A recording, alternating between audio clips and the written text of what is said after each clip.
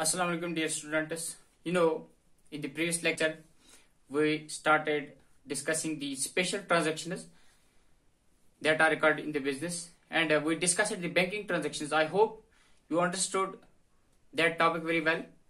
And after that, we will be discussing some other special transactions. And after banking transactions, there is another topic, that is cash and credit transactions. You know that if you remember in the chapter relating to accounting equation, I delivered a lecture in which I discussed how to differentiate between cash and credit transactions. So this topic is related to that topic. So I request you to consult that lecture, consult that discussion on the identification of transactions. Therefore, you will be able to understand how the cash and credit transactions are differentiated and recorded in the journal. So I think there is no need to discuss that here. So after that cash and credit transactions, we will move to another type of special transactions, that is cash and trade and cash discount. Trade discount and cash discount.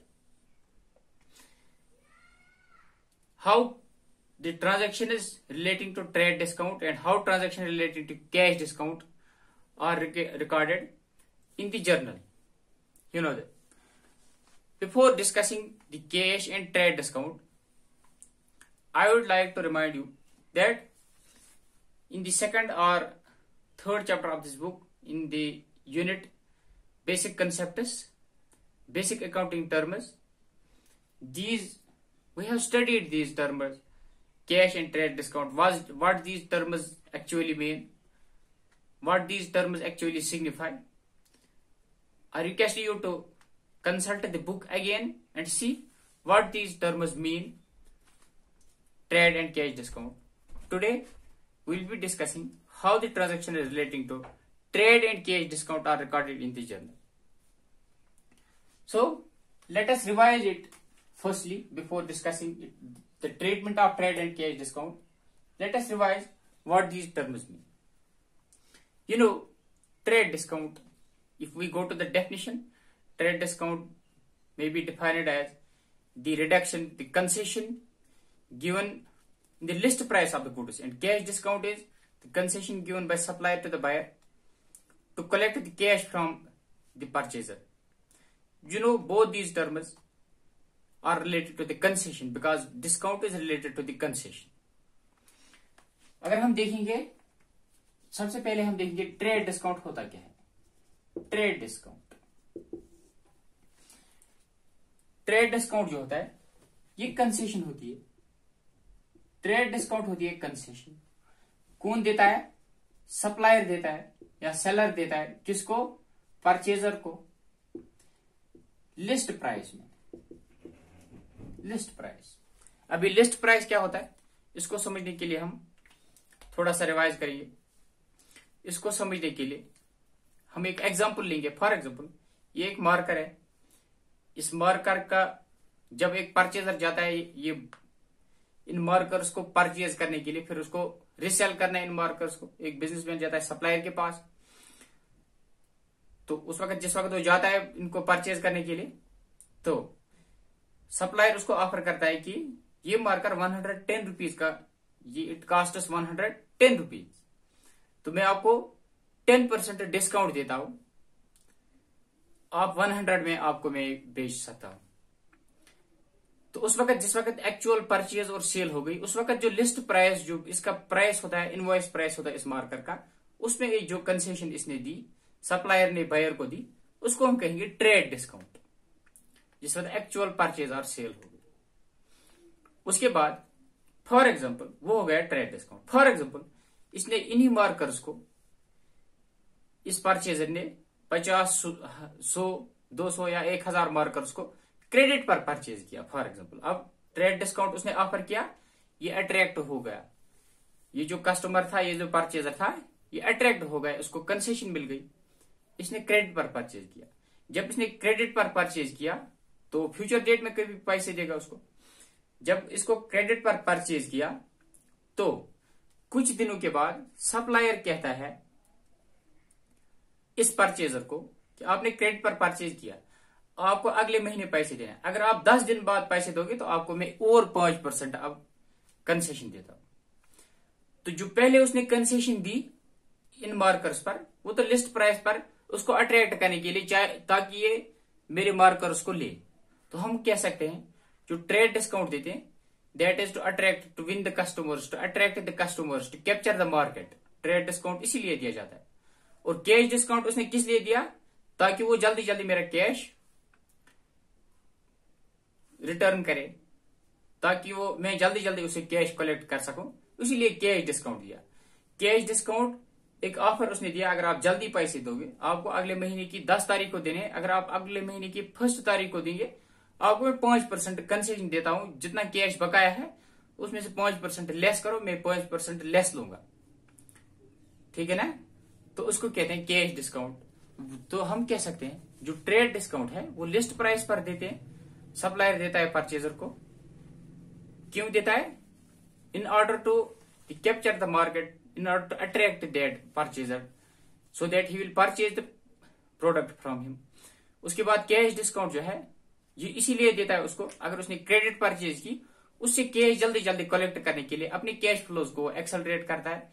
Bad डेटस का जो loss होता है, doubtful डेटस या bad डेटस का जो loss है, उसको उसके मार्जिन को कम करने के लिए, ताकि बैड डेटस ना हो जाए, उसको कंसेशन देता है, उसको ऑफर देता है कि मैं जितना कैश बकाया है उसमें से मैं 5% लेस लूंगा, 5% कंसेशन अगर आप जल्दी दोगे, तो उसको कहते हैं cash discount. So these are the trade and cash discount. Now we will discuss how these trade and cash discount are recorded in the journal. सबसे पहले trade discount.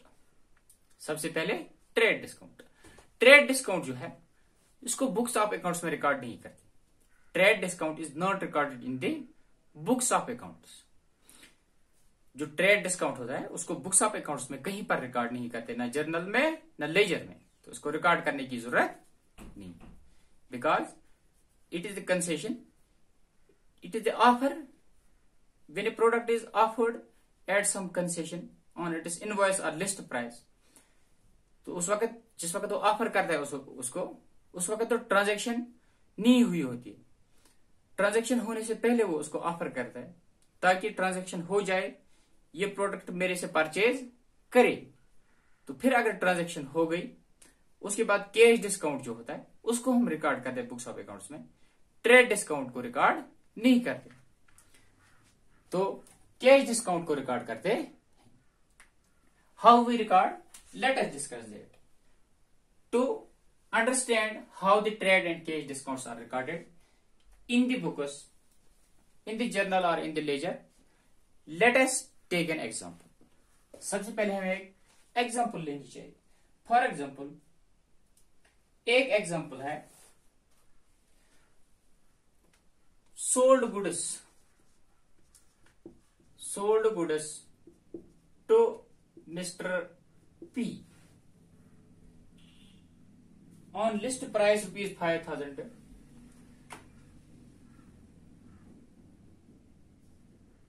for ₹5,000 trade discount 5% and cash discount 2%। For example, एक businessman है, उसने goods sale किए, उनका जो list price है वो है ₹5,000। जिस वक्त ये सेल्स हो गई ₹5,000 लिस्ट प्राइस है, इस लिस्ट प्राइस पर 5% उसको ट्रेड डिस्काउंट मिलता है जिसने ये परचेज की ये गुड्स, और 2% कैश डिस्काउंट मिलता है। दैट मीन्स ये जो है, this transaction is a credit transaction. whenever a credit transaction is made, whenever a credit transaction happens, at that time the concept of cash discount creeps in। क्यों? जब ये credit transaction हो गई 5,000 की, तभी उसने कैश डिस्काउंट दिया ताकि ये मुझे अपना कैश जल्दी जल्दी दे। ये तो क्रेडिट पर हो गई है ये ट्रांजैक्शन। सबसे पहले हम ये देखेंगे, ठीक है ना। उसके बाद हम देखेंगे इसको रिकॉर्ड कैसे करते हैं। मैंने पहले ही बोला जो ट्रेड डिस्काउंट है The trade discount is not recorded in the books. Only cash discount is recorded. How? Let us understand it. For example, we will have to record this transaction in the journal. Date, particulars, ledger folio, debit amount and credit amount.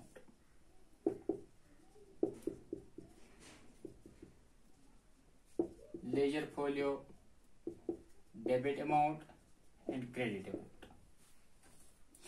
This is the journal. Now we will have to record this transaction in the journal. In this transaction both trade and cash discounts are included. अब हम इसको कैसे record करेंगे? सबसे पहले हम देखेंगे transaction है क्या. In this transaction sales are made. In this transaction sales are made to mister P. Sales are made to mister P. जब मिस्टर पी को सेल्स होती है तो मिस्टर पी जो है ये 5000 जो है 5000 गुड्स का लिस्ट प्राइस है. The list price of goods is 5000.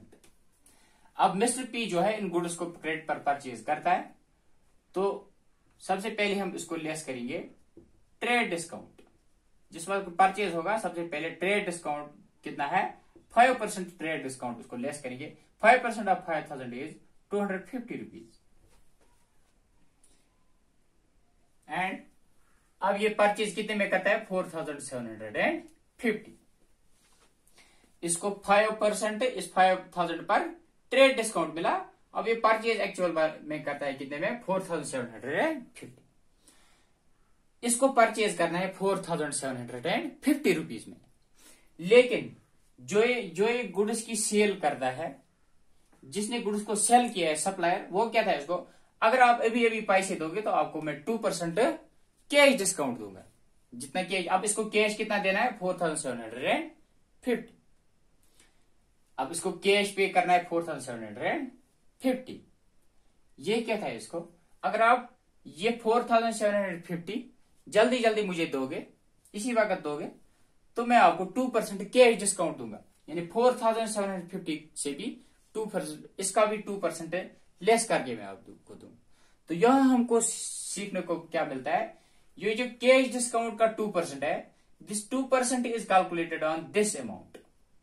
This 2% is calculated on the amount that comes out after deducting trade discount. Trade discount को डिडक्ट करके जो अमाउंट हमें मिलता है, जो अमाउंट आता है, उसी पर हम कैश डिस्काउंट की परसेंटेज निकालते हैं.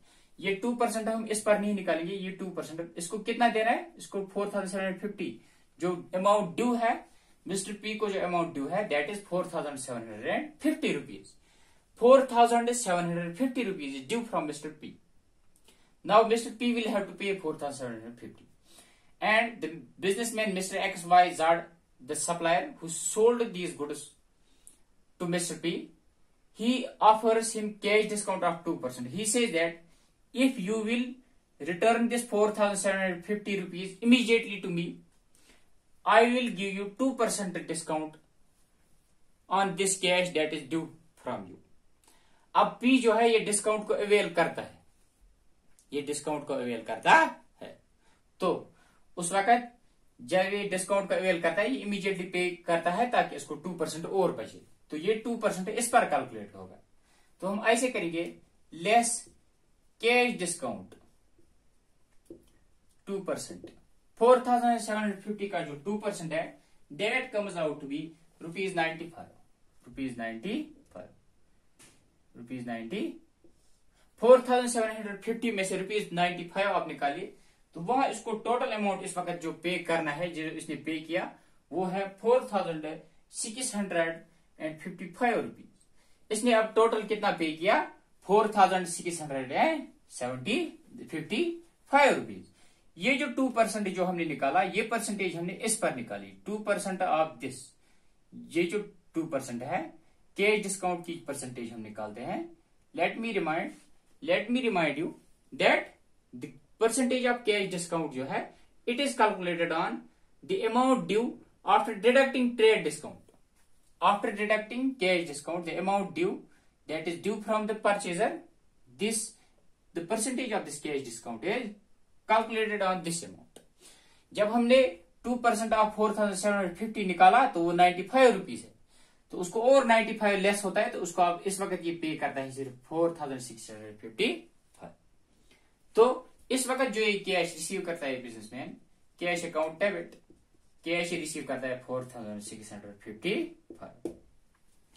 The actual cash that businessman receives after offering this trade and cash discount, this time at the time of happening of this transaction, वो है एक्चुअल कैश वो रिसीव करता है 4655।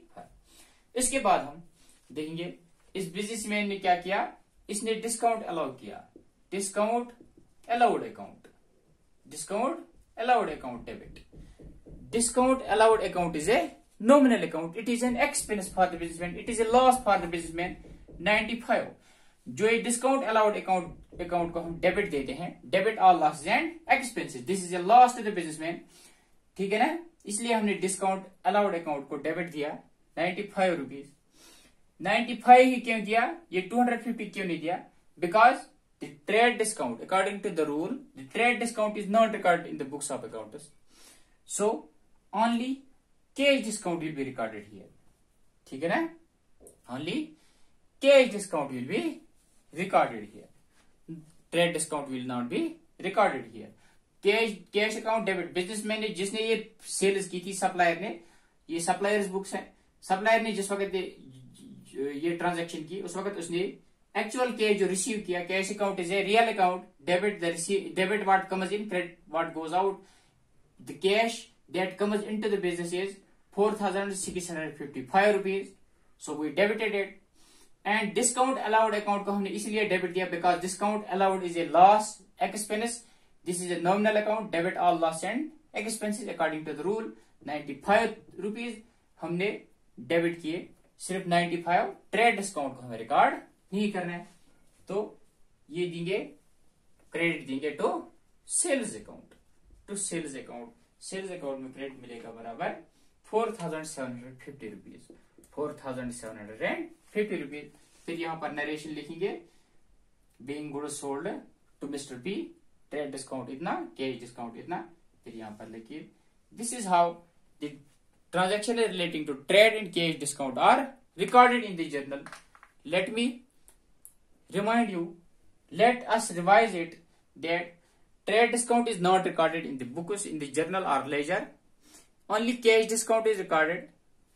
ठीक है ना। सबसे पहले हम देखते हैं लिस्ट प्राइस क्या है, उसमें से ट्रेड डिस्काउंट को लेस करो, तो ट्रेड डिस्काउंट को लेस करके फिर जितना अमाउंट होता है इसी पर कैश डिस्काउंट को हमें कैलकुलेट करना चाहिए। यानी 2% ऑफ दिस 4750, 5000 जो है 5000 गुड्स का लिस्ट प्राइस था। अब मिस्टर पी को 5% इस 5000 पर कंसेशन मिली, तो उसको देना है अब सिर्फ कितना, 4750। मिस्टर पी कहता है इसको मैं गुड्स को क्रेडिट पर लूंगा। जो सेलर है वो कहता है अगर आप क्रेडिट पर नहीं लोगे या अगर आप जल्दी मुझे ये अमाउंट रिटर्न करोगे तो मैं आपको जो इतना आपको ड्यू है 4750, इस पर मैं 2% आपको और कंसेशन देता हूं। तो इस पर जब हमने 2% निकाला वो है 95 रुपीज। तो टोटल अमाउंट जो है बिजनेसमैन ने रिसीव किया, इसने अवेल किया ये ऑफर, मिस्टर पी ने इस ऑफर को अवेल किया। अब टोटल मिस्टर पी ने पे किया 4655। That means the supplier received 4655 and we allowed discount 95 rupees. Discount allowed account debit, इसको हमने डेबिट क्यों दिया, because discount allowed is a loss, it is an expense to the business, it is an expense to the firm. तो इसको हमने debit दिया 95 rupees.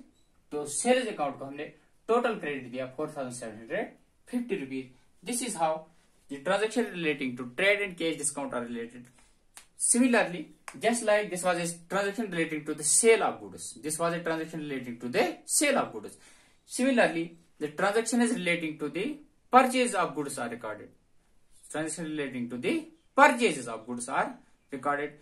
Trade discount is not recorded in the journal or ledger. Cash discount is recorded. This is how the transaction relating to trade and cash discount are recorded in the books.